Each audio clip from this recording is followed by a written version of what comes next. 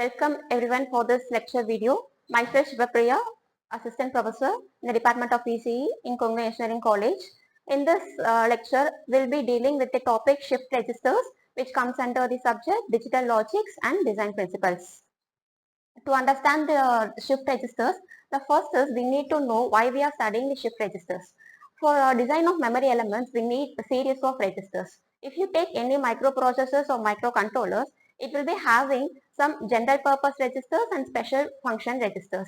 So if you see the registers, it will be of either 8 bits or 16 bits or 64 bits or even higher than this. So each register will be holding the certain amount of data. Flip-flops are used in the place of registers. For example, if a register is holding the n-bit data, and for design of such register, we need n number of flip-flops. That means a single flip-flop can store 1 bit of data. And for holding the 8 bit of data, to hold the 8 bit of data in an 8 bit register, the 8 flip-flops has to be connected in serial manner. So the flip-flops are the basic elements in the design of shift registers. Next is, in this type, there are different types of shift registers available, which are serial in, serial out, serial in, parallel out, parallel in, serial out, and then parallel in, parallel out shift registers. These are the different types of shift registers that is available for us. This types is divided based on how we are providing input to the shift register and how we are taking input out of the shift registers. First, in these shift registers, first we shall deal with the serial in and serial out shift register. In serial in and serial out shift registers, input is transmitted serially through a single input line, and the input and we are taking the output across a single output line. If you look into the applications of this SISO, then it can be used in the data transmission. For example, I have to transmit the data from my transmitter side. I have to transmit the data from the transmitter side to the receiver side, and if the distance is very long, then we will be using a serial communication. In serial communication, the data will be transmitted bit by bit serially from one end to the another end. And in each of the transmitter and receiver, there will be a buffer. So whatever data we need to transmit, the data will be placed inside the buffer. And if we begin the communication process, then the content in the buffer will be shifted right one by one, and it will be transmitted to the receiver end. So this type of serial in, serial out shift register is used in data transmission. And these shift registers can also be used used as a storage element, or it can be used in the data transmission, and it can be also used as a buffer. Here in the design of serial and serial out shift registers, we have used D flip-flop. I hope everyone know the working of D flip-flop. Or the flip-flop works with the clock signal. That is, we'll be giving the edge triggering for each of the clock signal. If you look into the working of D flip-flop, for D flip-flop, I have to give the input as clock, and I'll be giving one input as a D, and output I'm taking it as Q. If no clock signal is introduced, whatever the value of D, then the output is no change. That means the flip-flop output does not changes. Otherwise, if I give a clock signal, the clock can be of edge triggering in flip-flops. The edge triggering means I can give either positive edge triggering or negative edge triggering. That is of our choice. Here I have considered positive edge triggering to all the flip-flops. If I mention arrow mark like this, it represents the positive edge triggering. If I represent a bubble here, and this is the negative edge triggering. So for designing this shift register, I have used positive edge trigger. So for D flip-flop, if I give a positive edge trigger clock signal, and for D input, if I give 0, then it directly appears at the output. Similarly, for next clock signal, that means for next positive edge trigger pulse, if I give D input as 1, then my output will also be 1. That means for first positive edge, if I give 0, output will be 0. For next positive edge, if I give input as 1, the output will also be 1. That means in D flip-flop, whatever you give at the input, that directly appears at the output. That is the functioning of D flip-flop. We can call the D flip-flop otherwise as delay flip-flop or transient flip-flop. That is, whatever we give at the input, after certain period of delay, it will be directly appeared at the output. We'll be making use of this concept to design the shift registers. If you look into this shift register, I have used 4 D flip-flops to store the data of 4 bits. Suppose I have to store the data 1111, then we are having 4 bits. To store the 4 bit of data, I need 4 such D flip-flops. And to all the D flip-flops, I have given a common clock signal. I have given a common clock signal to all the flip-flops, and this type of circuit is called as the synchronous sequential circuits. The synchronous means the common clock is given for all the flip-flops, whereas in asynchronous means there will not be any common clock signal. Okay, so if you look into this diagram, the serial input is given directly to the first input of the flip-flop D1, and the output of first flip-flop is given as the input to the second flip-flop D2, and similarly the output of the second flip-flop is given as input to the third flip-flop, and similarly the output of third flip-flop Q3 is connected to D4, and finally across Q4 and taking the serial output. Let us consider this the same example 1111, and this is the LSB bit and this is MSB. I'm transmitting the data serially across this shift register. So first I have to load this LSB to this D1. First I'll be loading this LSB to this D1. And initially before loading this one, let us initially assume all the inputs of this D flip-flop as 0. I'm assuming 0 as the initial input to all the flip-flops. Next, after giving input to all the flip-flops, if I give clock signal, whatever you give at the input, that directly appears at the output. So after the first clock signal, the output of Q1 will be 0, Q2 will be 0, Q3 is also 0, and Q4 is 0. Next is, I'm giving the input, the first bit I'm transmitting here. So now D0 becomes 1. D0 becomes 1, and as Q1 is connected to D2, next the Q1 output 0 comes here, and similarly Q2 is connected to D3, so this 0 goes here, and Q4 is connected to D4, so this D4 input will be 0, and Q4 will be 0. After giving clock pulse, suppose I'm giving the first clock pulse. After first clock pulse, my D1 will be directly appear at the output Q1. So Q1 will be equal to 1, whereas the input to D2 is 0. So this directly appears at Q2. So Q2 is 0. And similarly, the D3 appears at output Q3. So it is 0. And D4 appears at Q4 and it is 0. So before giving the clock pulse, first we have to decide the inputs. For example, I have now transmitted LSB 0th bit. The next is I have to transmit this bit 1. I'm making the bit to 1. Next, the Q1 is connected to D2. So this 1, it goes to the input of next flip-flop. And similarly, Q2 is connected to D3. So it goes to Q2 output goes to D3, and Q3 output goes to D4, and Q4 is that we have to calculate. First, I have decided the inputs. The next is we have to apply the clock signal, and we have to find out the output of each of these flip-flops. For next clock pulse, for next positive edge triggering, this D1 appears at Q1, and this D2. For D2 I am having 1 that appears at Q2 1, and for D3 it is 0, it appears at Q3 that is 0, and D4 the 0 that appears at Q4 that is 0. So finally the output of all the flip-flops is 1, 1, 0, 0 across Q4 and taking output. So whatever we write in Q4 that goes to the output. The next is for next clock pulse, we will be transmitting the next bit 1, and after if you give the clock pulse, then your output will be 1, 1, 1, 0, and the same 0 appears here. And similarly for next clock pulse, this MSB bit will be pushed into the shift register. So now the data becomes 1, 1, 1, 1, and the output is 1. So finally, after fourth clock pulse, the first LSB bit is received at the output. So if you look into this truth table, this is the first LSB bit. For next clock pulse, this LSB bit is shifted right by 1 bit. After next clock pulse, the same LSB bit is shifted right, and after next clock pulse, it is again shifted right, and this will appear at the output. So finally, to get one LSB bit at the output, we need a minimum of 4 clock signal. So I'll draw the same with the help of this timing diagram.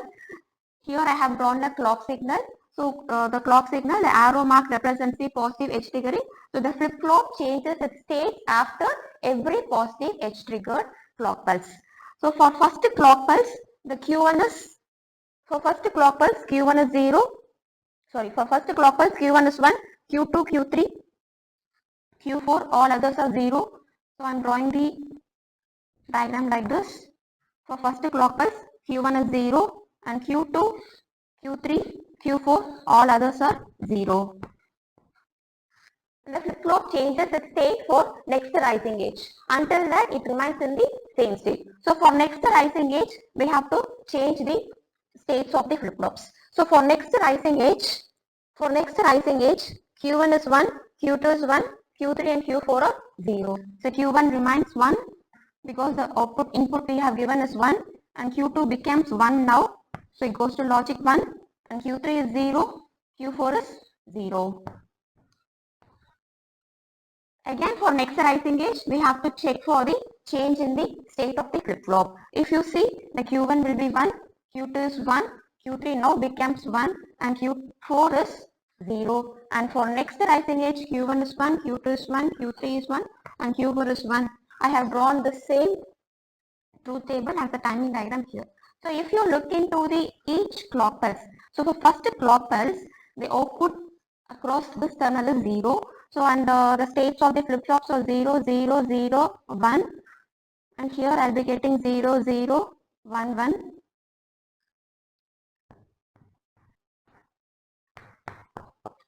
The output here is 0, 1, 1, 1.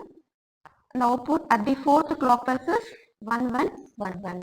So for first clock pulse, this shift register, it holds the data 1, 0, 0, 0, and it takes 4 clock pulse to store all the 4 inputs 1, 1, 1, 1. So for storing all the data, we need minimum of 4 clock pulse. Whereas for getting the output, that is, I am taking the output across Q4. Okay. So across Q4, I am getting 1. First LSB alone I am getting at the 4th clock pulse. So we need to get another remaining 3 more bits. So for getting all the bits, we need a minimum of 7 clock pulse. 7 clock pulse is needed for getting all the 4 bits of data across Q4. So this is the working of serial of shift registers. The next is, because we are having 7, we need 7 clock pulse to get all the 4-bit data serially across this terminal. That is a drawback in SISO shift register. And to overcome that, we are going for SIPO shift register, which is serial in parallel out. Now we shall see serial in parallel out shift register. So previously we have seen serial in serial out shift register. In serial out means we will be taking output terminal across Q4, which can be used for the data transmission. In serial in parallel out, I am taking output across all the flip-flops. That means I am taking output across the output of all the flip-flops. So my output will be Q1, Q2, Q3 and Q4. So this type of flip-flop can be used to transmit. For example, I am receiving the data serially. I have to convert this data into a parallel form. Then I can go for SIPO. I have to convert the data which is in the serial format to a parallel format, means I can go for the serial in parallel of shift register. The working of this SIPO is same as like SISO. Only thing is the truth table. So if you look into the truth table, for if you not give any clock pulse, the output of all the flip-flops are 0, and for first clock pulse, so whatever you give at the input, similarly we shall consider the same input 1, 1, 1, 1. First we will be transmitting the LSB to this D flip-flop. First I am transmitting LSB D1 here, and after giving the clock pulse, the D1 appears at Q1, and Q1 we are taking as the output. So now the output of the shift register is 1, 0, 0, 0. For next input, I will be transmitting this next bit Next bit and be transmitting 1. So the previous output will be sent as input to this flip-flop. So D2 is 1 and D3 is 0, D4 is 0. If I apply next clock pulse, the output of this entire shift register is now 1100. Similarly, for next clock pulse, the output will be 110, 1110, and for fourth clock pulse, the output is 1111. Previously, we have seen for serial and serial of shift register to transmit the data serially at the output terminal, we need 7 clock pulse, whereas in SIPO, 4 clock pulse is enough to transmit the data of 4 bits. So this is the working of serial and parallel of shift register. Next is parallel and parallel of shift register. So far we have seen SISO, SIPO, the next is PIPO. In PIPO, we'll be transmitting the data parallelly and will be taking the output parallelly across this shift register. So this type of shift register can be used for the data storage, or it can be used for it can be used as a buffers. So whatever we give as an input across B1, B2, B3, B4, that will be stored in the flip-flop until we give the next clock pulse. Suppose I am giving 1, 0, 1, 1 across all these input of this D flip-flop, and after giving clock signal, the flip-flop, it stores the given input 1, 0, 1, 1. If I remove the clock signal, the data in this shift register remains as it is. So we can hold the data as long time as we need. So if I want to change the input stored in this shift register, I can change the input across this terminal and I can give the next clock pulse. So the flip-flop works for every clock pulse. So finally, I am taking output across all the flip-flops. So my outputs are Q1, Q2, Q3 and Q4. So first clock pulse, if I give 1010, after first clock pulse itself, I will be getting 1011 across the output of all the flip-flops. So this type of flip-flops can be used as a buffers or any other storage element. So that's all with parallel and parallel of shift registers. The next type of shift registers that we are going to see is parallel and serial out shift register. That means we'll be loading the data parallelly to the shift register and that will be transmitted serially across a single bit. So in this type of shift register, to understand the working, we must know that it works with the two modes, that is load mode and then the shift mode. The first is we have to load the data to the shift register. After loading the data, we have to shift the data that is loaded in the shift register by right shift by 1 bit at a time, so that we can transfer the data serially across the final output line Q4. The first is the connection of this circuit is same as like this previous flip-flops. The only difference is in previous flip-flop we have connected Q1 directly to Q2. So here instead of connecting directly to D2, we have introduced some combinational circuits to work it in as a load mode and then the shift mode. First thing is I have to load the data to all the shift register. To load all this data to the shift register, I have to use this bit. This bit, if I have to load, I have to make this bit to 0. If I have to perform shift operation, I have to make this bit to 1. The data that I'm going to load is, I have mentioned here. The first bit is B1, B2, B3 and B4. Finally, I'll be taking output across Q4. The first we shall load the data. For loading the data, I have made this bit as 0. So if I made this bit as 0, the output of this NOT gate becomes 1 and this 1 is connected to the AND gate number 2, 4 and then 6. So one of the input of the AND gate is 1 and the input of this AND gate is 1 and input to this AND gate is 1. Whereas the 0 is connected to few other AND gates. That means it is connected to AND gate number 1, 3 and then 5. So in AND gate, even if the one input is 0, the output becomes 0. So the output of first AND gate, third AND gate and fifth AND gate is 0. Next is the output of second AND gate. The one input is 1, the another input is B2. Okay, so 1 into B2, B2. The B2 comes across the output of this AND gate, and here I have included an OR gate. The output of this OR gate will be B2. So B1 is loaded to this flip-flop and B2 will be loaded to this flip-flop, and similarly to this flip-flop we will receive B3 and to this flip-flop we will be receiving B4. So I have loaded all these inputs After giving a clock signal, all these input will appear at the output. So after first clock pulse, the output of Q1 will be equal to B1, output of Q2 will be equal to B2, B3 and then B4. So this is after first clock pulse. So after first clock pulse, I am getting B4 at the output. The next is I have to shift the data bit by bit across all these flip-flops. So now I have to enter to the shift mode. To enter to the shift mode, I have to make this bit to 1. If I make this bit to 1, the output of this NOT gate becomes 0. So now the AND gate number 2, 4 and 6 will goes to off state, and AND gate number 1, 3 and 5 remains in the on state. So as this input is 1 and the second input to this first AND gate is Q1. So output of this OR gate will be Q1 now, and output of this OR gate will be Q2, and output of this OR gate will be Q3.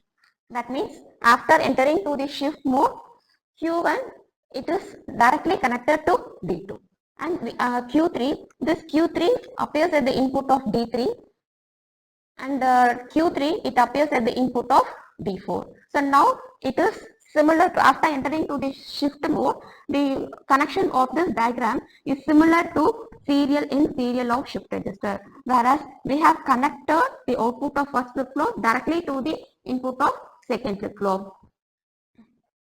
So this is how the parallel serial of shift register works. In parallel serial of shift register, first we will be entering to the load mode. Once all the data are loaded in the shift register, we can shift the data bit by bit by entering into the shift mode. So after first clock pulse, I will be getting B4 at the output.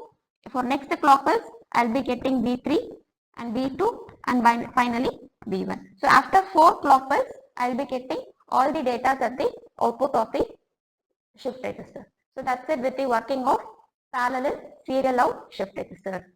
Thank you.